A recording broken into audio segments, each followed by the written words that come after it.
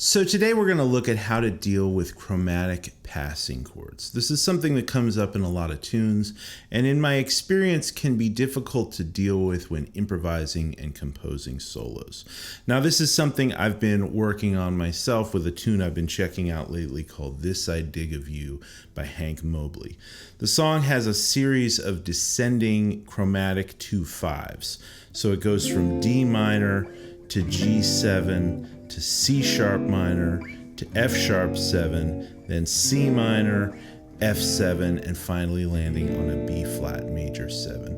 So today I'm going to walk you through one approach we can use for playing over these changes. And even if you're not playing over chord progressions like this, there may be some practice tips and insights in this lesson that you can apply to your own playing. So to start out, we're just going to find a phrase that works over this first 2/5, the D minor to G7. And for this, I'm going to play an F major 7 arpeggio over the D minor chord. F major is the relative major of D minor. And then over the G7, I'm going to transition to a B diminished 7th arpeggio.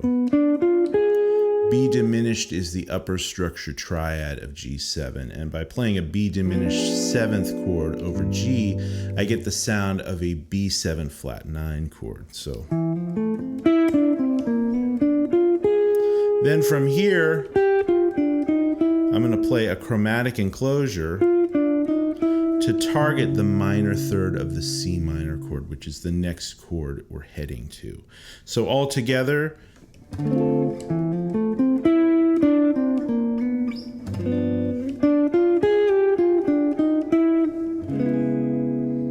right, so now we can just move this same phrase down in half steps to address the C sharp minor to F sharp 7 and C minor to F7, and then finally resolve to B flat major 7. So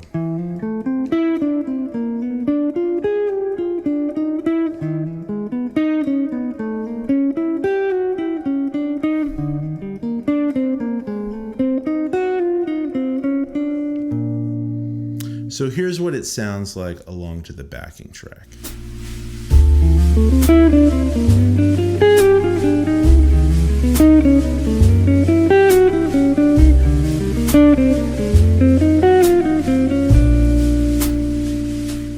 So step one is really just an exercise to figure out some things we can play.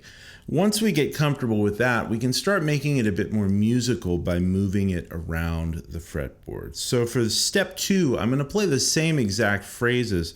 I'm just going to move up the fretboard. I'm not going to change any of the notes or any of the phrasing yet. I'm just going to move these things around into different positions so you can kind of spread it out across the fretboard. I'm going to start in the same way with our first 2/5.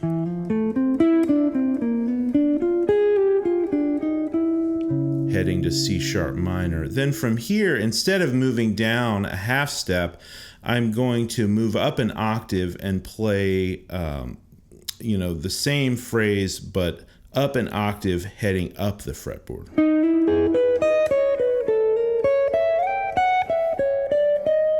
Right, stretching things out across the fretboard and moving up into a different register.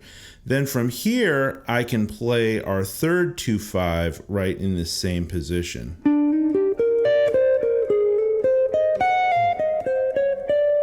Right, so now I get the same intervals and the same phrases just stretched out in a different way across the fretboard. That gives me a little bit of a different blueprint for where these things lay across the fretboard.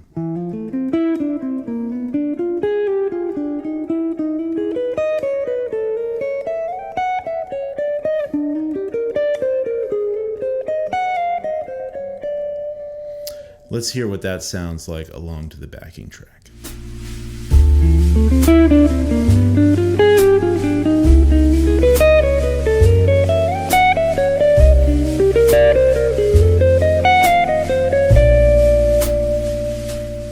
All right, so now that we've laid out a template for where these things are on the fretboard, we can start experimenting with the phrasing and the note choice to get creative and come up with some new ideas.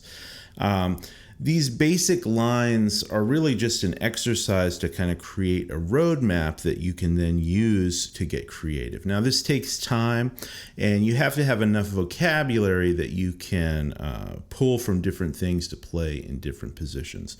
But all the examples for this lesson are going to be tabbed out on my Patreon. So if you're new to this type of thing and just starting out, you can learn these examples to get you started.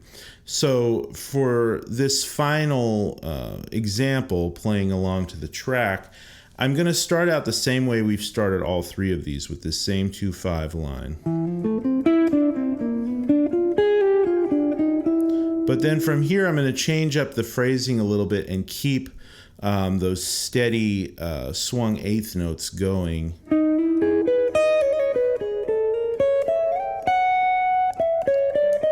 Playing a variation on that phrase we played before, but just with a little bit of a different rhythm. And then from here, I'm going to break out of that same motif, and I'm going to play a different 2/5 line to target the last chord. So I'm going to go.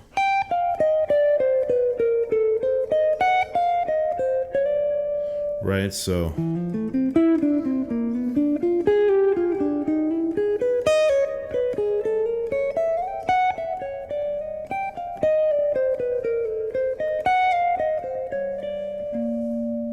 So here's what that sounds like along to the track.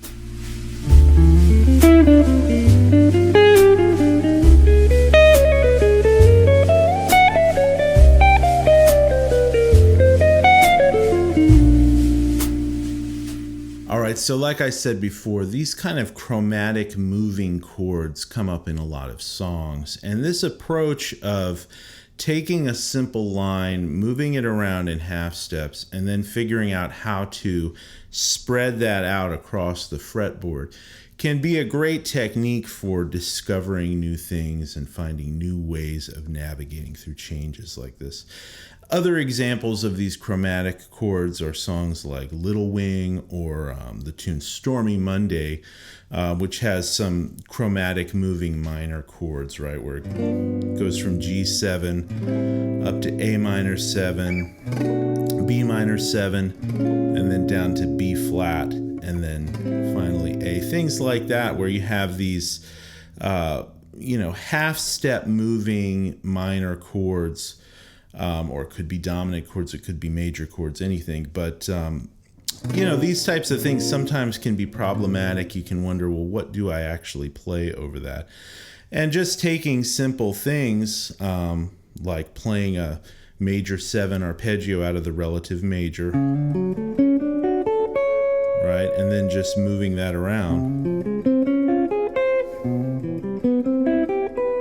can be a nice way to kind of discover some new things, and then you can spread that out around the fretboard.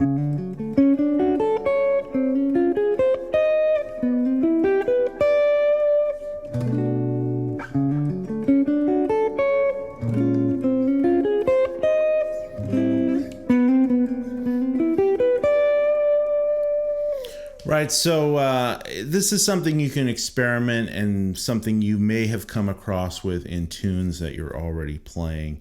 So this is one approach, and this is kind of approach I use in my own playing to navigate through these types of changes. So once again, go visit the Patreon site if you'd like the tabs and notation, or this backing track, or any other content to any of my lessons here on YouTube. Check out all the links in the description for all my courses. And until next time, happy practicing and take care.